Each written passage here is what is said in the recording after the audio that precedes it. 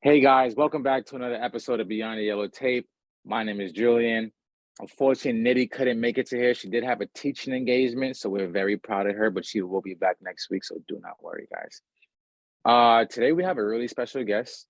His name is Ron Nichols, and he is a rock star in the firearms and toolmark identification community.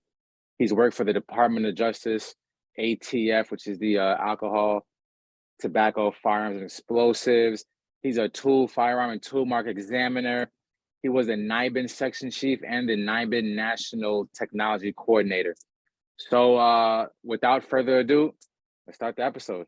But guys, do not forget to like, share, and subscribe, and let's get it. So Ron, can you please give us the definition of a firearm? Sure. Firearm is simply nothing more than a barrel and an action assembly that allows projectiles, generally in the form of bullets, to be fired from the barrel as a result of what is referred to as a gaseous combustion. So what ends up happening is a cartridge is placed into a firearm, the trigger is pulled, and then the cartridge is struck by a firing pin, which ignites the primer, which in turn ignites the gunpowder, and that provides sufficient gaseous combustion and force to propel the bullet down the barrel. Okay. And I actually took a firearms class back in the day with Pete. So Pete Diachuk, and he talked about the misconceptions between, I guess a lot of people get terms mixed up when talking about firearm components, such as like they'll call the magazine the clip and the cartridge. Could you I guess just kind of clear those up for us and for me too? Yeah, one of the most common errors that I've seen on TV and in court is when a ammunition magazine, which is basically nothing more than a metal box that's designed to hold cartridges to be fired from a semi-automatic pistol or semi-automatic rifle, or sometimes even a semi-automatic shotgun. But typically it'll be a semi-automatic rifle or semi-automatic pistol. It'll hold cartridges that are essentially fed into the system. Often that is called a clip, and it's nothing more than an ammunition magazine. A clip is something that helps facilitate the loading of such magazines, especially when used for submachine guns and other types of rifles. So that's the most common misconception. Another common misconception is referring to an entire cartridge, which includes the bullet, the cartridge case, the powder, and the primer as a bullet. And right. So I definitely think that's probably the main one too. Yeah. Right. Okay. Yeah. Cause I know, I definitely had, before I took that class, I definitely, had those mixed up all the time. I know people call bullets the whole cartridge casing all the time. So yeah. And I even used to refer to the cartridge cases as a cartridge casing. And then one of my colleagues looked at me and said, a sausage has a casing, but a cartridge really doesn't have a casing. It has a case, Ron. And so ever since then, it's fair enough. That's funny. So can you give us the quick synopsis? What is firearm and toolmark identification? Well, actually, I'm going to go with toolmark identification. Toolmark identification is simply the main focus of that is trying to discern if particular tool marks were left behind by a certain tool or made by a certain tool. The reason I look at it in a more general scope is because a firearm is simply nothing but a collection of individual tools. The barrel's a tool, the firing pin is a tool, the breech face is a tool, the extractor is a tool, the ejector is a tool. So a firearm is a collection of a series of tools that is used to fire cartridges. And so firearm and toolmark identification is a subdiscipline of forensic science in which trained examiners are generally called on primarily to determine whether bullets or cartridge cases were fired from particular guns or tool marks left behind at a crime scene, such as from a burglary or on bomb components, were made by a particular tool that has been confiscated and submitted for examination. Okay, that makes sense. So when you talk about like burglaries and stuff. I guess my TV brain going off right now.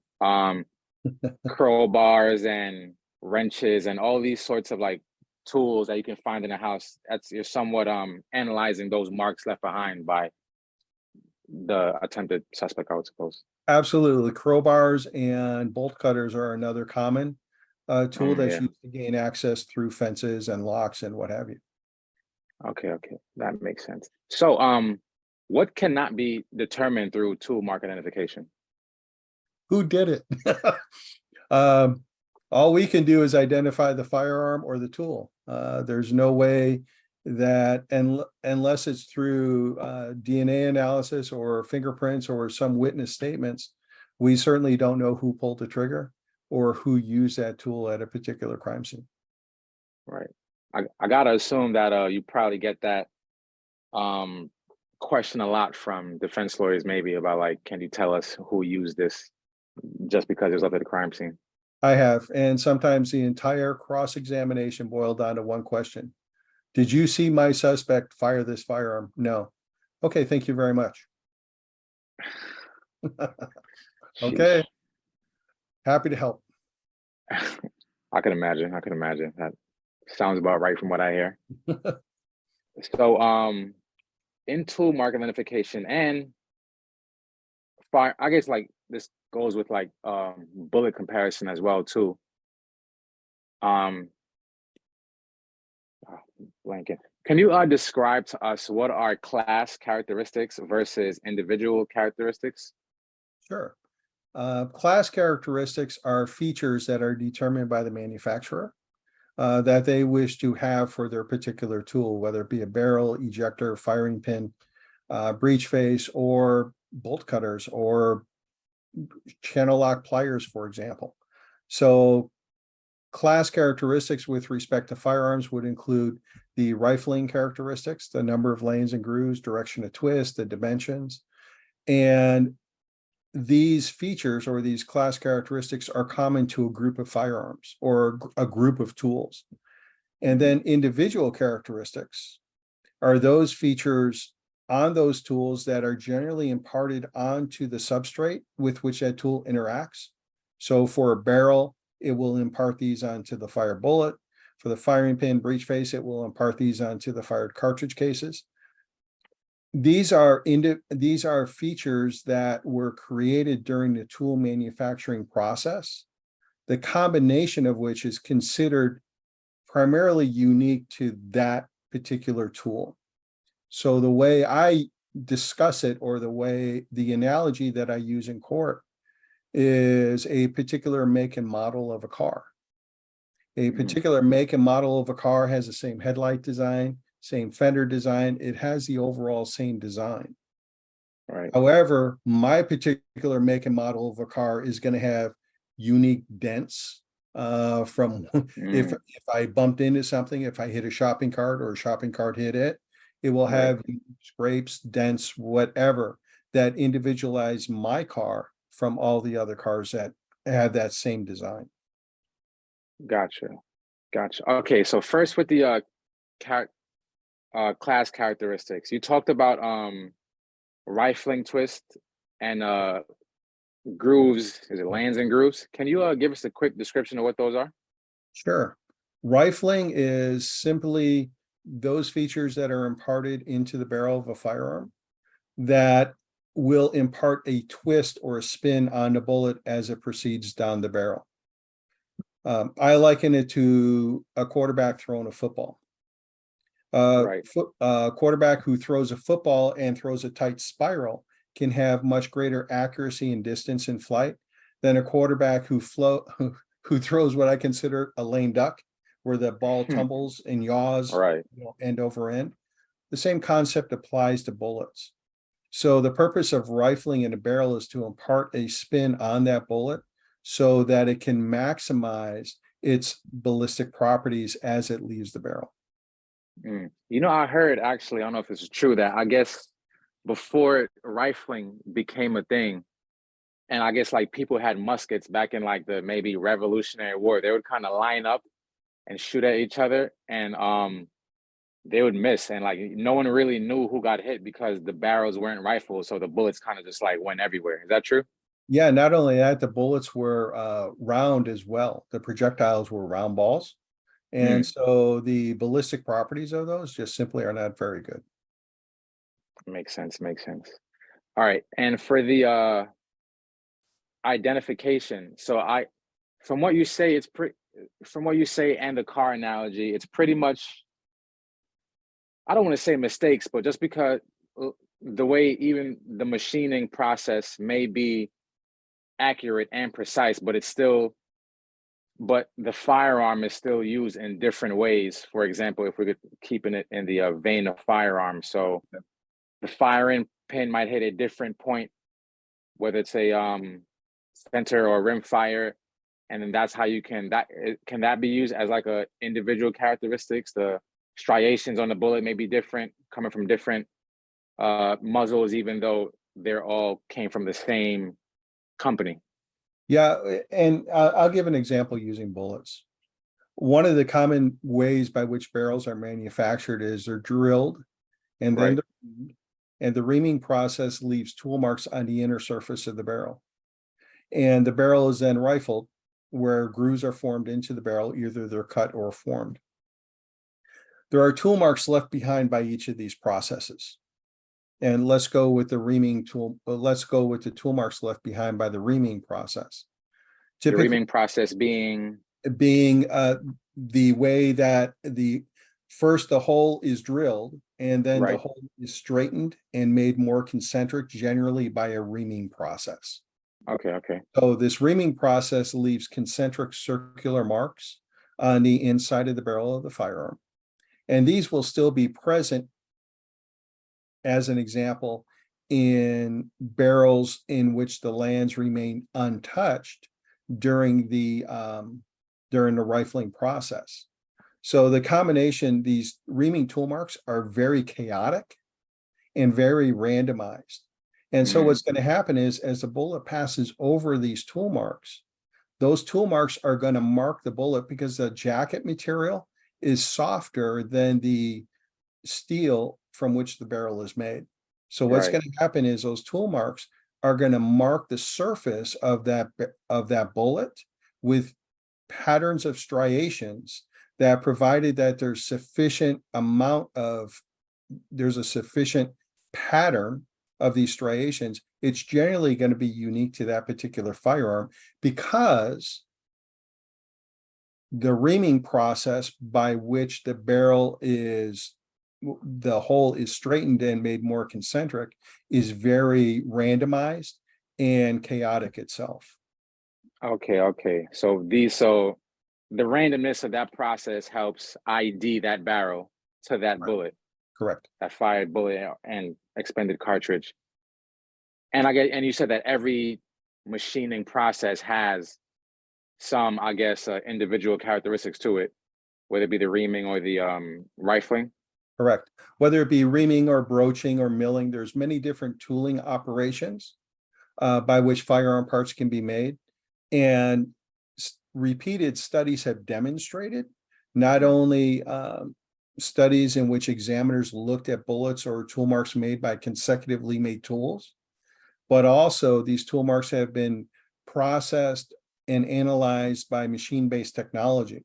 And they've shown that even tools manufactured one after another will show Mhm. sufficient differences in the tool marks that they produce. Got you. When looking at these marks, um, to ID them, is that a machine, or are we using like the human eye to put them side by side? Or Using yeah, using a comparison microscope, right, which allows us to look at two specimens that are separate in space as if they were side by side. So right. at the same level of magnification. So we use a comparison microscope. There is computer-based technology that is being researched, designed, and actually put out for purchase that will also do that more automatedly. Gotcha, gotcha. Okay, that makes sense. That definitely makes sense.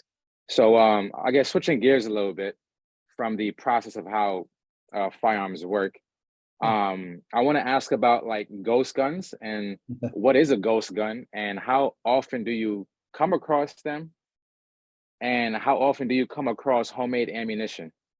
Okay.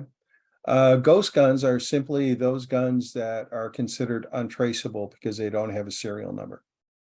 ATF regulations in the United States require that serial numbers be placed on firearms, and Right. this occurred back in the 1960s.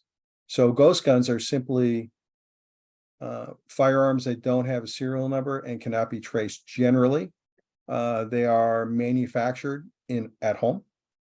And the most common way to do this is through 3D printing at this point. 3D printing allows individuals to print polymer frames for firearms and then purchase slides and barrels and extractors and ejectors that will fit inside or fit with this particular frame that they've printed. Or another way is to simply buy what is called an 80% lower. And an 80% lower is basically a polymer receiver for a firearm that has certain holes that aren't drilled through. It's not a completed firearm. Right. But what they do is they sell those because they're unregulated at this point. They can sell those, and the individual who is purchasing them can finish drilling whatever holes are necessary to insert the other parts. And then they would buy and purchase the other parts because the purchase of the individual parts is unregulated. Right. Perfectly fine, technically then. So perfectly fine for felons who aren't supposed to have firearms, they can still purchase these parts. So, Right. so that is the big issue with ghost guns at this point. They are increasing in prominence. I did not encounter that many when I was Right. employed. I retired in 2017. So at that point, I had still not seen a big influx of them into the laboratory. But at this point, they are a prominent issue, especially in states that have heavier gun control Right. legislation than other states. Okay. So that seems to be like, how do I state this question? Are ghost guns something you would find on like your maybe more average criminal, or is that more of your smarter criminal since you need a frame and have to kind of put it together and buy the parts? Or are those like, are people doing that and then just throw them in circulation and selling them? People are doing that, throwing them into circulation and selling them. So Okay, there okay, are okay. individuals who are buying them in bulk, manufacturing them, and then selling them illicitly. Okay. Right, right, right. And Um, it's an issue with other nations as well that have a lot more restrictive gun control than the United States. This is an issue occurring everywhere. mm.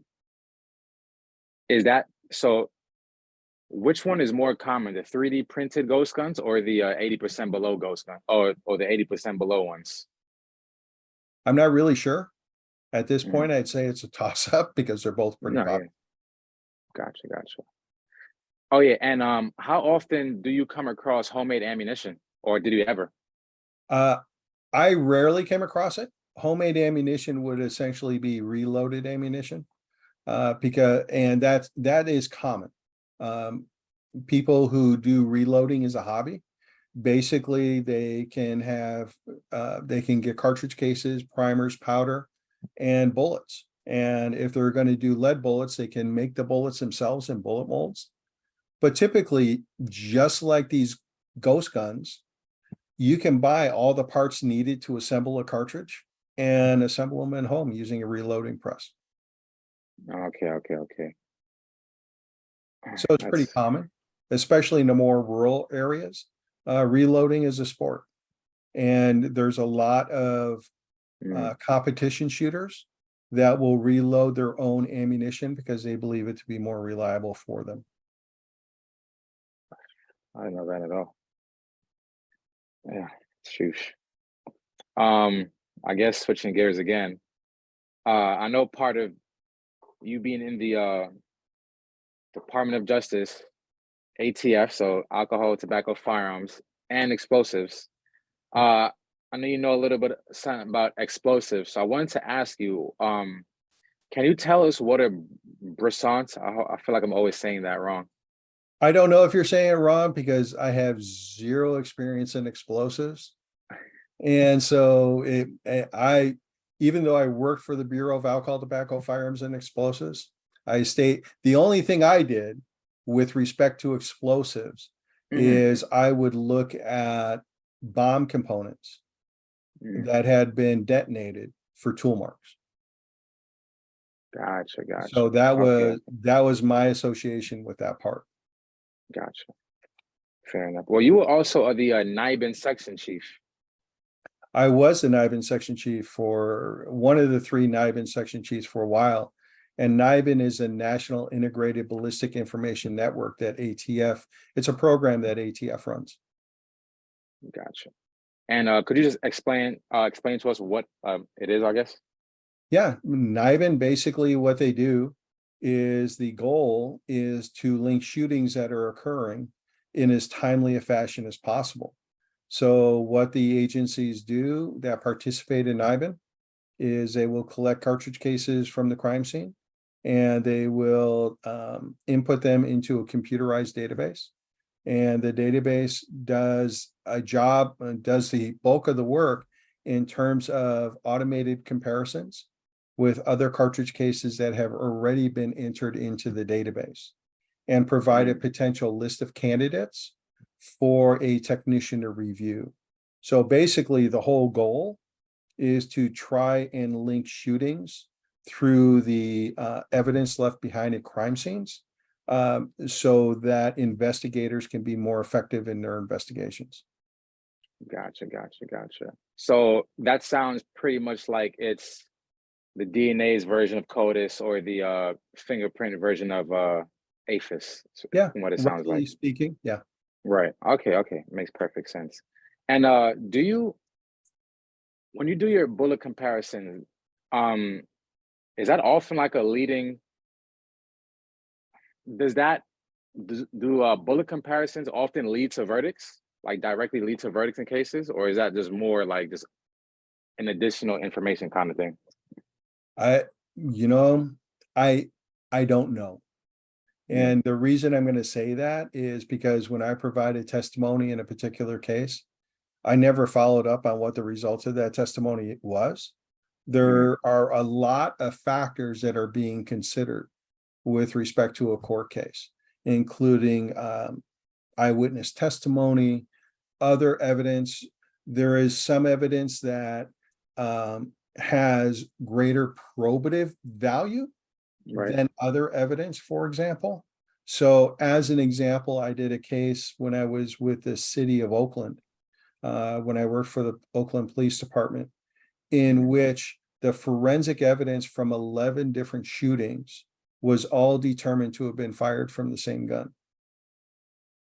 So there was an eyewitness shooting at one or two of those, or there was an eyewitness at one or two of those, Mhm. but it was the evidence that linked that gun to all these other shootings that it's just information that the jury has. And what the jury does with that information, that's going to be up to them. Gotcha, gotcha. In the I guess in the same vein of questioning, uh, do you often testify in court for tool mark analysis? And does that how often does that play a role in the, well, you say you're not sure, but like, yeah. Does pretty much does tool mark analysis, has that ever been like the thing that, I don't want to use this kind of phrase, but broke a case for lack of a better term? Um, there has been, and I'll give an example of that. It was a case that I worked on. I'm not sure it broke the case as much as it provided strong probative evidence for the link for a particular that targeted a particular Right. suspect. So one of the cases I was involved in, I was responsible for looking at tool marks that were present on electrical components of an explosive device that had detonated Hmm. at the home of a particular individual. They had a suspect, And what they did is they discovered an undetonated explosive device that they could trace back to him. Once they detonated that device, I then looked at the tool marks from that device and compared them with tool marks on electrical components from the other device. And I was able to make the determination that tool marks present on various electrical components were made by the same tool. So that helped link this device to this device, and that helped increase the probative value of the evidence that they had with respect to the particular suspect in that case. Gotcha. Okay, that makes perfect sense to me. That's good. Okay, so I guess another question would be, and you kind of alluded to this earlier, but what are maybe some of the common errors or common, I'll take that question till after, because I wanted to talk about like GSR and primary gunshot residue. Okay. In the process of the cartridge, the bullet firing from the muzzle, and I guess the cartridge being expended, can you describe that process as to how GSR may get on the clothing of a suspected shooter? Sure. When a cartridge is fired, gunshot residues in the form of very small microscopic component almost dust, if you will, but there'll be small microscopic elements that will be deposited onto anything that is near the where the shooting took place. The most obvious example is a hand. So if I am holding a firearm, I pull the trigger, I fire a cartridge, there's going to be gunshot residue that's going to be deposited on my hand. And that gunshot residue is from the combustion of not only the primer, but also the powder as well. So, however, that gunshot residue is also very fragile in that if I wipe my hand on my other hand, it can also appear on my other hand. If I wipe my hand on a piece of clothing, that gunshot residue is now transferred to that piece of clothing.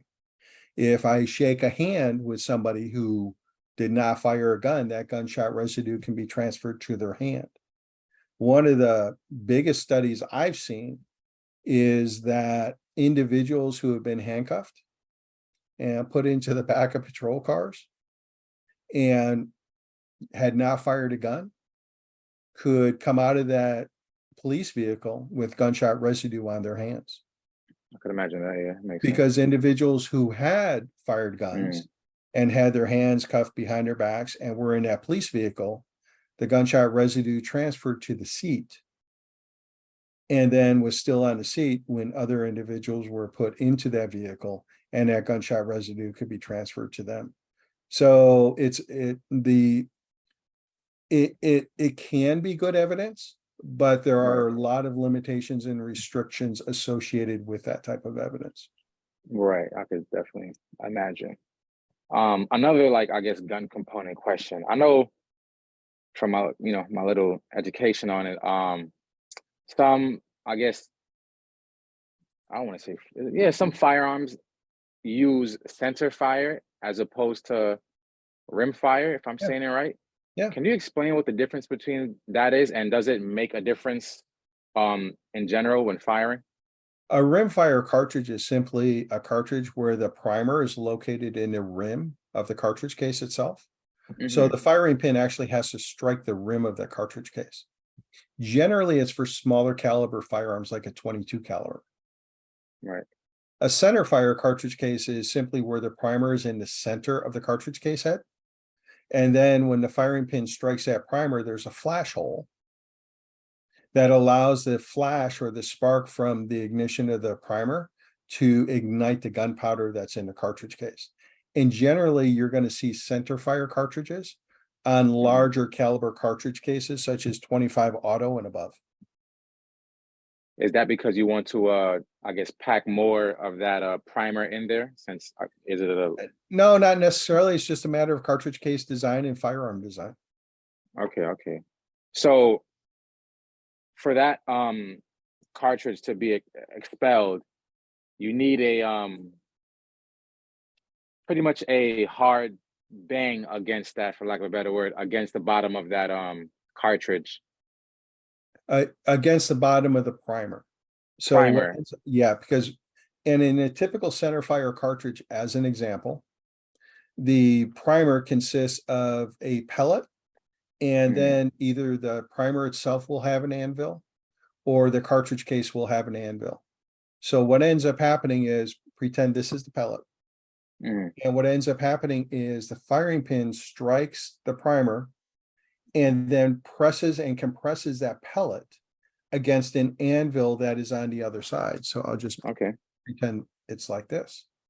So this is the anvil. So when that firing pin strikes, this primer is now pinched between the firing pin and the anvil. Right. This is basically a shock explosive that, when pinched, will go off.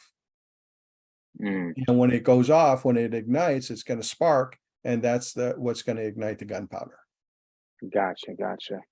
And so the anvil comes from, the old blacksmith shop, where you would basically take a piece of molten metal or softened metal and then strike it with a hammer and shape it against the anvil. That's essentially what's going on. Okay. That makes sense.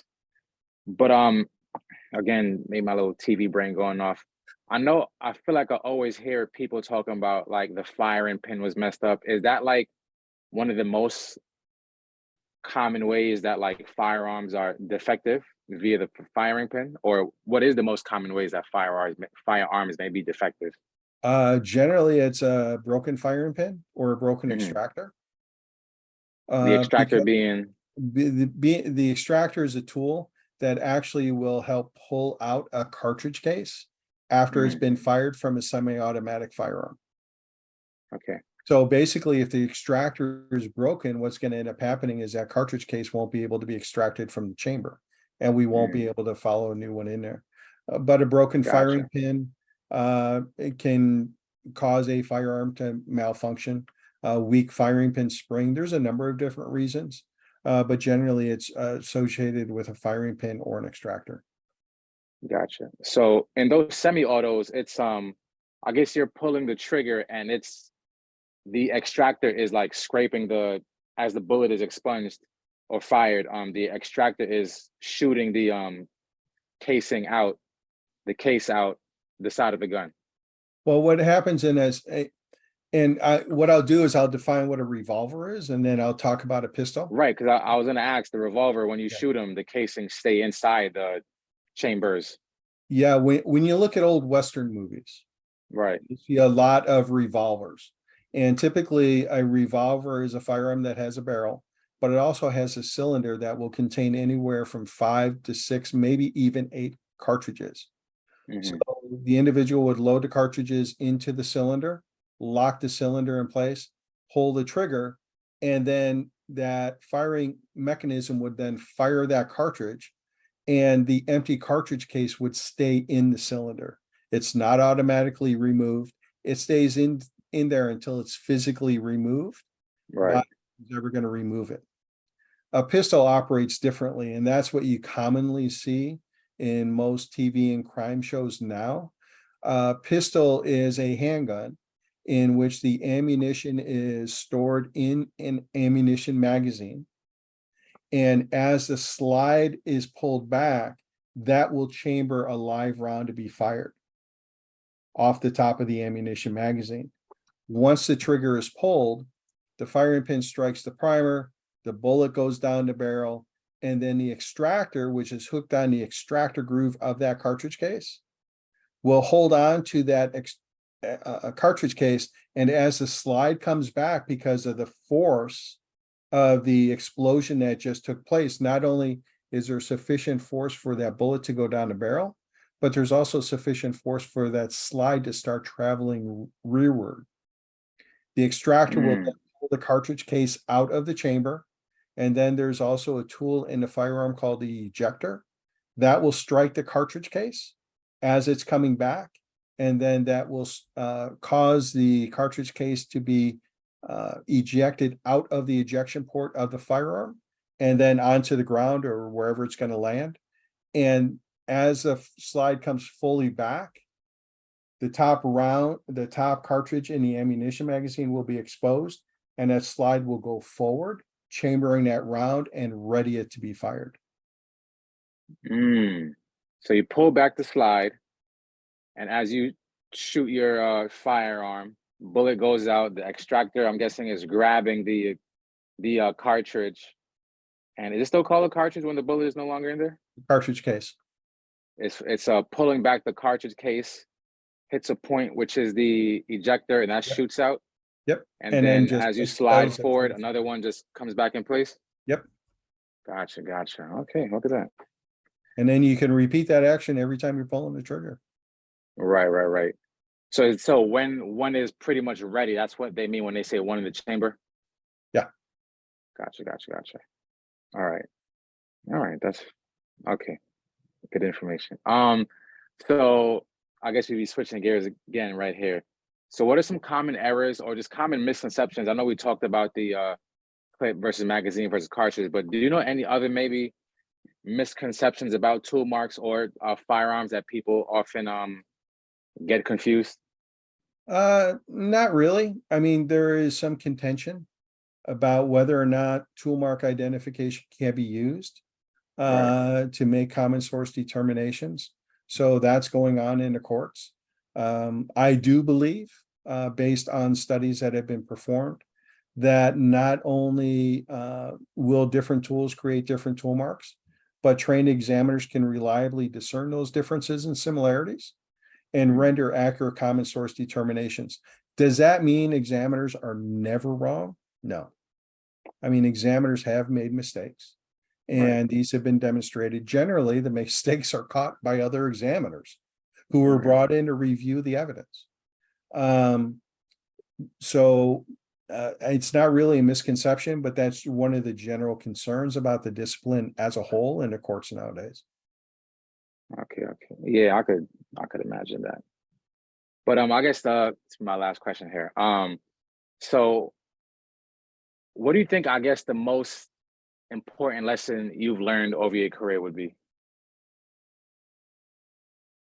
I think things aren't always as they appear, and be willing to really think outside the box. And it's really hard. One of the things I say, I like to think outside the box. I'm always thinking inside the box is just how big my box is. Right. But what I like to do is be able to, with respect to firearm and tool mark identification, one of my passions recently has been, and for my last years at ATF, was to really provide timely evidential support for investigators to allow them to be more effective in getting active shooters off the streets. That was my desire. So one of the things that I've learned is, in order to do that, I had to think outside the laboratory box that I had put myself in. Right. And be able to think like an investigator as well, and understand their needs and what their priorities were, and then work out a way in which I could still have confidence in the reliability of my results while providing them with more timely information. So basically, it was thinking outside that laboratory box and trying to look at crime investigation as a more holistic whole, if you will. Right. Okay, now I lied. I have one more question. What do you think is, like, I guess for someone in your field, what do you think is like a key characteristic or defining trait for someone to work in tool mark and firearm analysis identification? My old trainer asked me that question one time. He asked, "What do you think has made you effective in what you do?" And I said, for 3 years, I was a history and political science major. So I had to learn how to think, and I had to learn how to defend my position. Okay. When people are so engrossed in laboratory-based courses, many of them almost turn into a technician mentality, where so long as I'm following the proper procedures, I should get the right results. Hmm. And I'm part of a discipline where I know that examiners can get the right answers, unfortunately, for the wrong reasons. Mm. So it's really important to be able to assess our thinking skills. And I understand all of that. So one of the things that I do, like for my training, is really ascertaining not only is the trainee getting a correct answer, but are they getting the correct answer for the correct reasons? Right. And for them to be able to defend that. In my opinion, one of the reasons that I was able to effectively do that was because I had a strong background in my college coursework that extended beyond the science courses Mm. and created in me an ability to take a position and be able to defend that position with different evidence, such as I encountered in my history and political science courses. Right. Right. I was going to be a Hey, lawyer. I pulled out. smart guy. Well, thank you. Thank you so much for coming today. I appreciate you giving us some of your time and educating us on all these firearms and tool marks, but mainly firearm knowledge, because you telling me tons of things I didn't even know. So I really, really appreciate you coming today. And thank you. You're welcome. It was my All pleasure. right, man. That is that's a wrap, folks.